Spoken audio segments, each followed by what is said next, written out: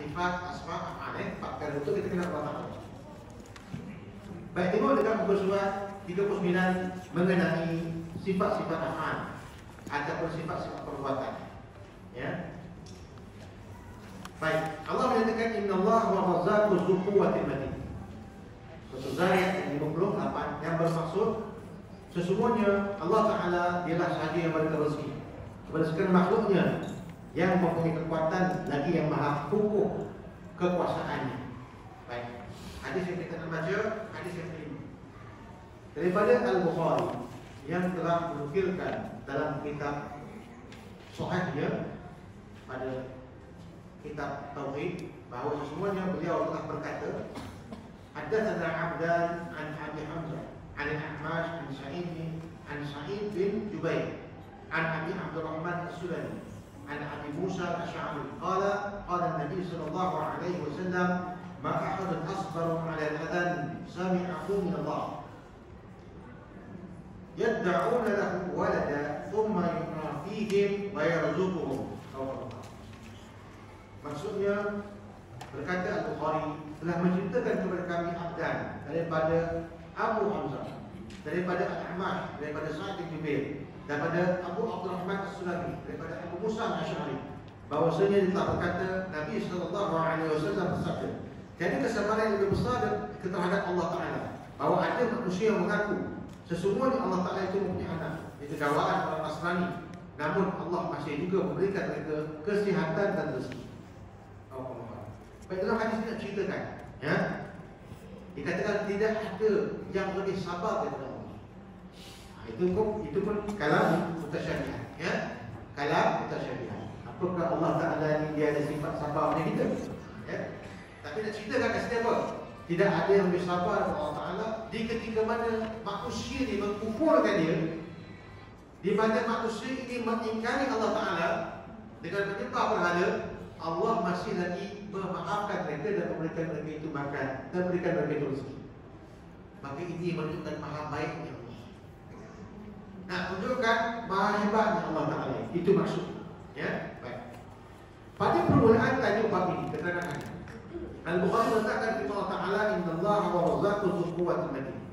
Sesungguhnya Allah Ta'ala dialah sahaja yang memberikan rezeki kepada sekalian makhluknya, yang mempunyai kekuatan lagi yang maha kuasa, yang maha kuat lagi maha kukuh.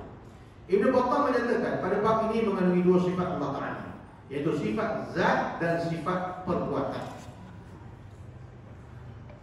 Ar-Razzaq yang bermaksud berikan rezeki adalah sifat perbuatan, karena ada yang diberikannya rezeki, ada yang ditahankannya rezeki. Allah menyandarkan Razzaq kepada zatnya sebelum menciptakan makhluk dan memberikan rezeki kepada sekalian makhluknya apabila mereka telah diciptakan. Sebelum dijadikan makhluk, sifat Razzaq itu belum terjadi, sehinggalah makhluk terjadi, maka barulah lahir sifat tersebut. Maka sesuatu yang belum terjadi kemudian baru terjadi, hukumnya muhdath, yakni baru. Maka menurut Ibnu Battal dan sebagian ulama ahli sunnah bahawa sifat perbuatan itu hukumnya hadis, iaitu baru. Nah, ini kita bahaskan tadi, kan? Kalau sifat zat hadir lagi azali, tapi sifat fi'il dia bersifat sifat baru.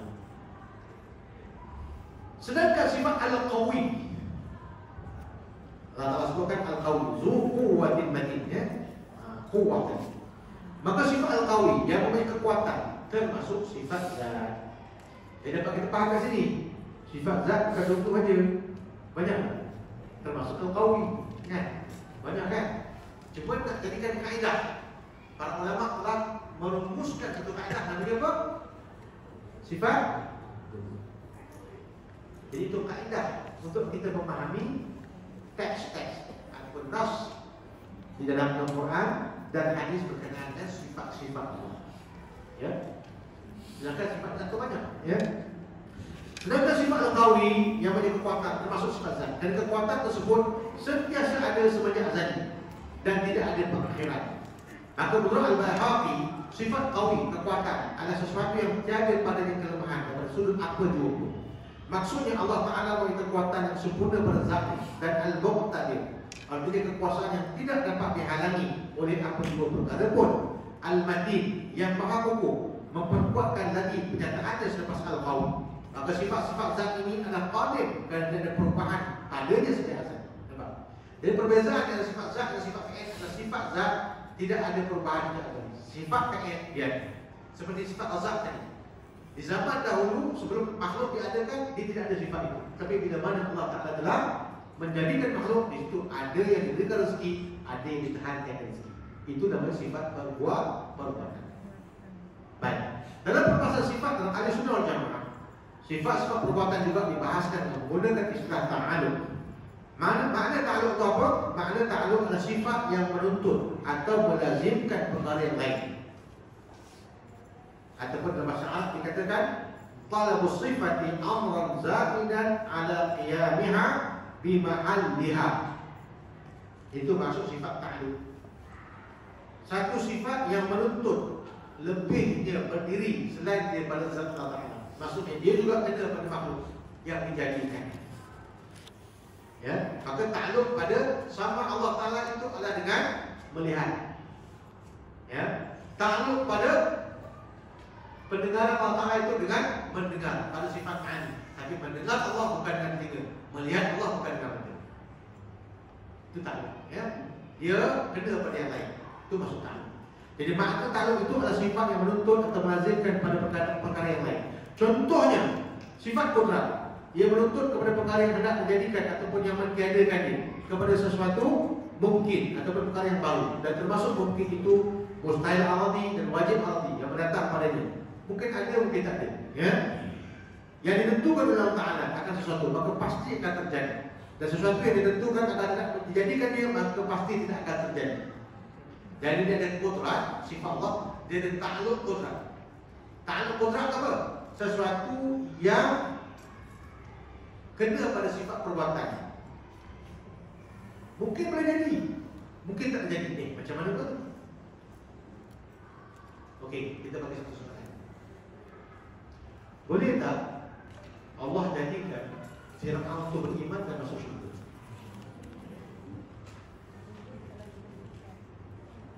Boleh tak? Boleh tak Allah jadikan Iblis itu beriman dan masuk syurga?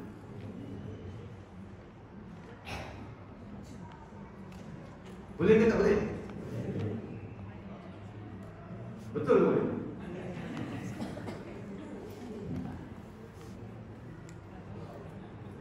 Ha?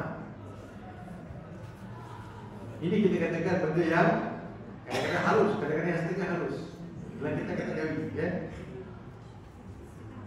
Dari segi ilmunya Allah menjadikan apa pun, tapi kenyataan jadi tak? Kenyataannya jadi tak? Kerana sudah tersurat di dalam kalam, dalam firman bahawa Fir'aun dia kufur, bahawa Iblis terlaknat. Jadi boleh tak benda itu jadi pada kenyataan? Takkan boleh terjadi. Ini kita namakan mungkin ilmu Allah innahu lam yujad. Benda itu boleh berlaku, tapi dalam ilmu Allah Ta'ala adalah seperti kita katakan, boleh tak kita memasukkan dunia ni di dalam lubang jarum yang kecil? Boleh tak? Boleh tak?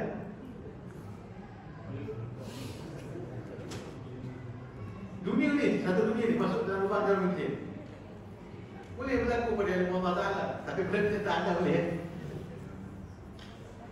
Jadi ini yang kita katakan harus pada ta'alluq tadi, kan?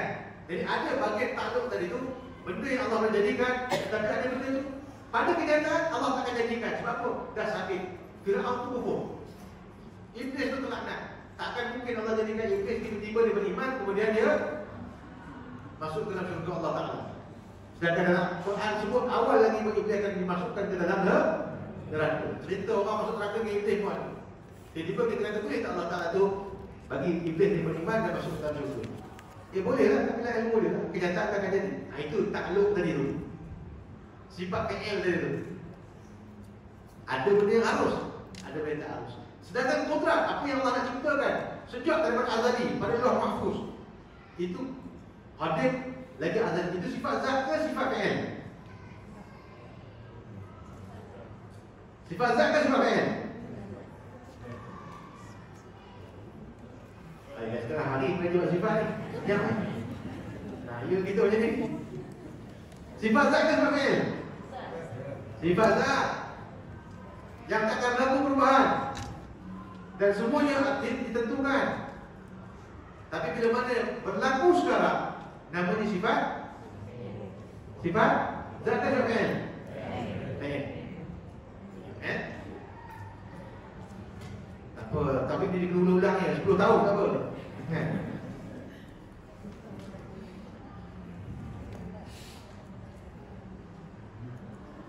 Maka dalam ilmu tauhid, sifat ta'alluq itu daripada sifat 20 dibagikan kepada 6, iaitu ta'alluq qudrah, ta'alluq iradat, ta'alluq ilmu, ta'alluq sama', ta'alluq basar dan ta'alluq kalam.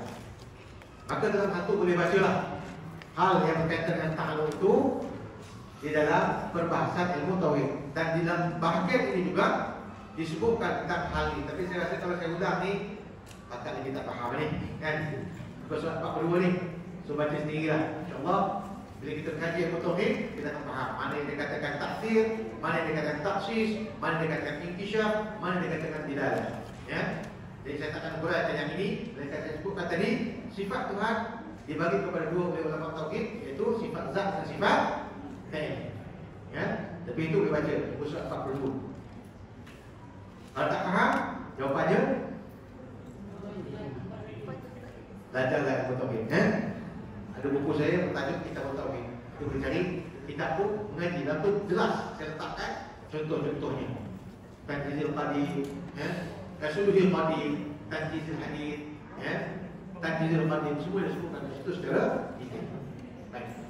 Itu saja masuk pada surat 43. Kembali kepada perbahasan hadis terus. Kita baca tentang perbahasan hadis. Ibnu Hajar menyatakan lafaz asbab dalam hadis yang bermaksud sangat-sangat sabar adalah daripada nama Allah Ta'ala, iaitu As-Sabur. Jadi perkataan asbab itu nama Allah Ta'ala As-Sabur, yang maksudnya maha penyabar, yang memberikan erti tidak segera menghukumkan para pelaku maksiat dan golongan yang tak. Jadi yang dimaksudkan sabar Tuhan dengan sabar kita sama tak? Sama tak? Tak sama. Sebab dikatakan tidak ada yang lebih sabar melainkan Allah. Ini macam mutasyabihat ni. Adakah Allah Ta'ala tu bila dikenakan dengan satu benda dia terkesan? Sebab Allah tidak terkesan pun dengan sesuatu perkara. Tapi itu bukan maksud dia. Maksudnya Allah Ta'ala itu sebab sabur, sabar itu artinya Allah tidak menghukum para pelaku maksiat waktu itu juga. Allah panggil pergi makan, kalau dia bertolak Allah maafkan. Itu maksudnya. Ya. Maksudnya nama Allah Ta'ala tak sama. Apa contoh ni? Allah Ta'ala itu maha kaya. Macam mana Allah maha kaya? Macam mana kita kata Allah maha kaya? Kalau kita kata Allah kaya itu sebab dia memiliki alam dan semesta ni. Tak ini. Tak memerlukan sesuatu. Itu maksudnya.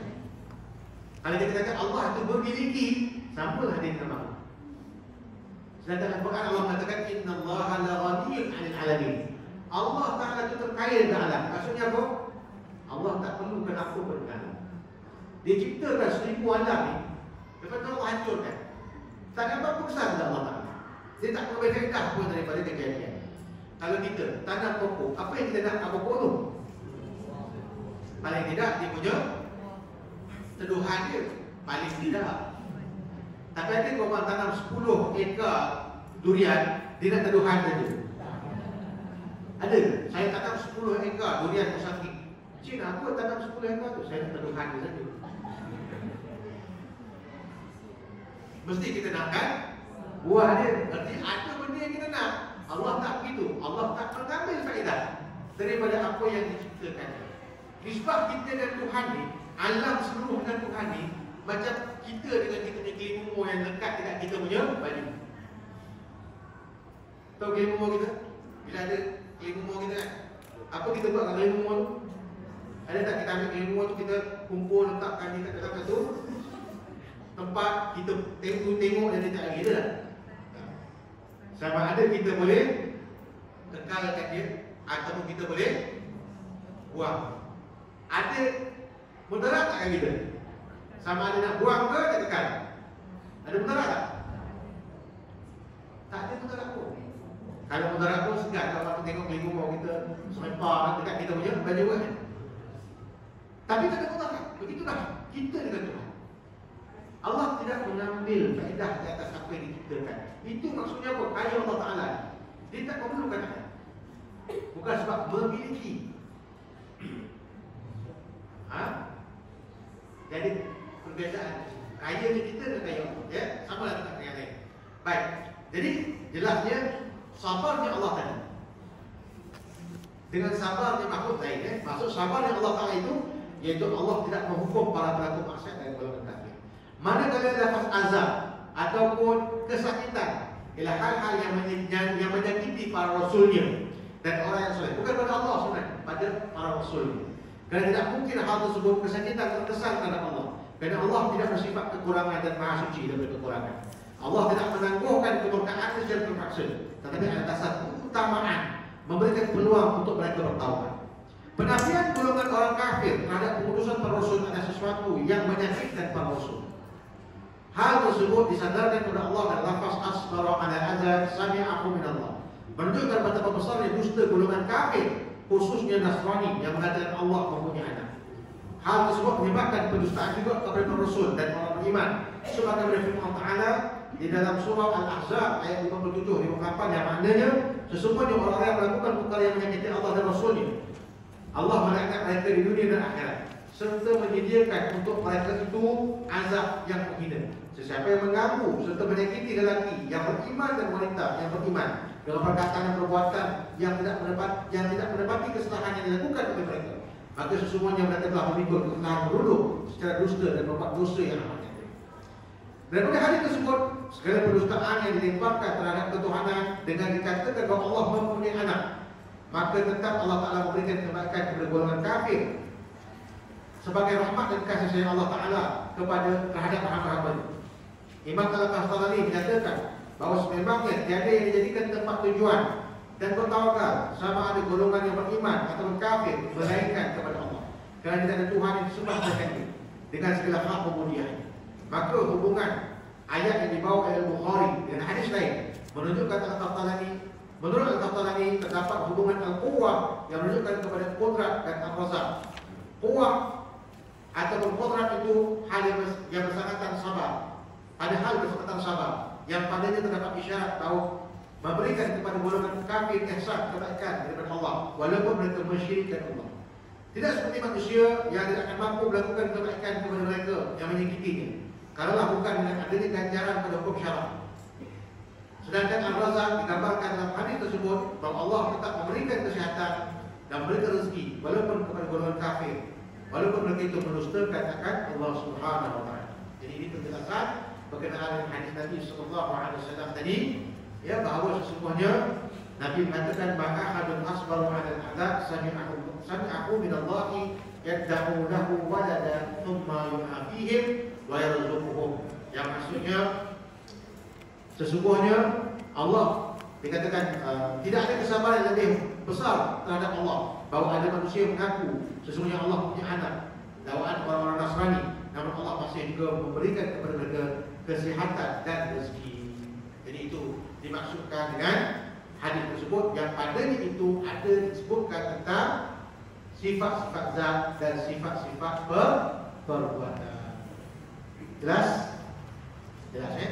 Dan alhamdulillah kita dah belajar tadi berkenaan dengan 4 perkara tentang Allah Ta'ala, iaitu tentang zatnya, tentang sifatnya, tentang nama-namanya dan tentang perbuatannya, ya? Dan di situ ada juga sifat yang dinamakan sifat zat dan sifat-sifat fi'li atau sifat-sifat perbuatan Allah Subhanahu Wa Ta'ala, ya.